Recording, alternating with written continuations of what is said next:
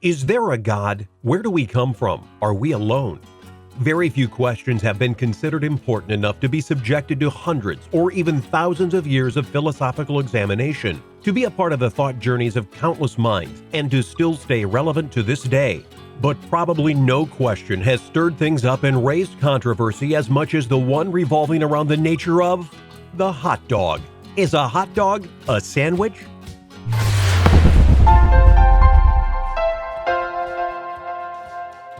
There are two definitions of a sandwich, open and closed sandwich. An open sandwich consists of a single slice of bread and various possible ingredients on top of it, while a closed sandwich consists of two or more slices of bread or the top and bottom of a sliced bun that encloses various possible ingredients in between. These definitions are made by the United States Department of Agriculture, but how far does their authority reach? USDA jurisdiction is limited to products containing meat or poultry. Because hot dogs contain meat, sometimes even a combination of meat and poultry, this should be applicable to them. But is it? To answer this question, we're going to have to dig a little deeper. Let's start with food standards. On the international level, they are proposed by the Codex Alimentarius Commission of the Food and Agricultural Organization of the United Nations and World Health Organization. Sets of criteria proposed by this codex demand for classes of food to have a specific source, composition, appearance, freshness, permissible additives, and maximum bacterial content. If you want to maintain a healthy diet, the International Food Standards is a go-to source for you. All the standards are scientifically backed, but many myths associated with them are still present. Many people falsely believe that freezing food removes nutrients. Freezing food is actually a good idea because it doesn't require any added preservatives to keep the food safe and consumable. Microbes, in this case the bad ones, cannot grow on any food when the temperature is less than roughly 18 degrees Celsius or 0 degrees Fahrenheit. Freezing food won't kill them, but it'll stop their growth, so you should treat recently unfrozen food as you would treat fresh food. Freezing food won't impair your healthy diet. Speaking of a healthy diet, let's get one myth out of the way. Calories eaten at night are more fattening than those eaten early in the day. Dr. John Foret has responded to this myth saying, "Calories are calories, and it doesn't matter what time you eat them. What matters are the total calories you take in." Although he is right, one could find his statement misleading. Let's break it down. Food energy is a form of chemical energy that your body derives through the process of cellular respiration. Energy is absolutely essential for all of your body's processes. The energy that you don't utilize is stored in the form of body fat. So, what does a human body need to maintain a healthy diet? Water, carbohydrates, proteins, fats, vitamins, and minerals. Water is the most important thing that your body needs. Without food, you could survive for a little under 2 months. Without water, you'd be dead in 3 to 5 days. You can find water intake calculators online, but scientists agree that you should drink water whenever you are thirsty. Your body knows best when you need water, and it will make sure to let you know. Carbohydrates are the main source of energy. They could be found in fruit, some vegetables, or grain-based foods. Whole grain foods are a main source of fiber, so they should be consumed every day. Added sugars are some of the most demonized nutrients in the modern world, and for a good reason. Because sugars enhance the flavor of foods while also being addictive, they are added to almost all conceivable food categories. You should avoid foods high in added sugar and low in other nutrients, though that might be easier said than done. Go through ingredient lists and try to avoid foods containing a high percentage of these.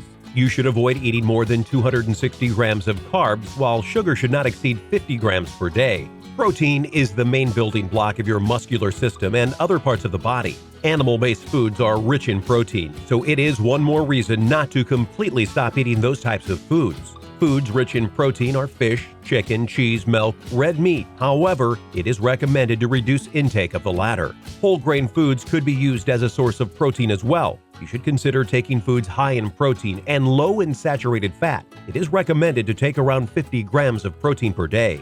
Fats are essential in helping you absorb vital vitamins. They are a major source of energy as well. There are 3 types of fats: saturated, unsaturated, and trans fats. The saturated type of fats is predominantly present in animal foods, the unsaturated fats in vegetable foods, while the trans fats can be found in industrial and heavily processed foods. You should try to avoid eating trans fats as much as it is possible, as this type of fat significantly raises low-density lipoprotein cholesterol levels in blood, which contributes to the development of plaque and increases the risk of heart attack or a stroke. When it comes to saturated fats, it's a bit more complicated, as they raise LDL cholesterol but should still be taken in reasonable amounts. Unsaturated fats are present in foods like avocado, egg, nut, olive oil, or coconut oil. It raises the level of high-density lipoprotein cholesterol that lowers the blood pressure and decreases the risk of heart attack or stroke. You should eat around 80 grams of fat every day. Modern diet is already high in sodium, so you should pay attention not to exceed 6 grams of salt per day, as taking more could significantly increase your blood pressure. However, many people suffer from being tired and feeling down all the time.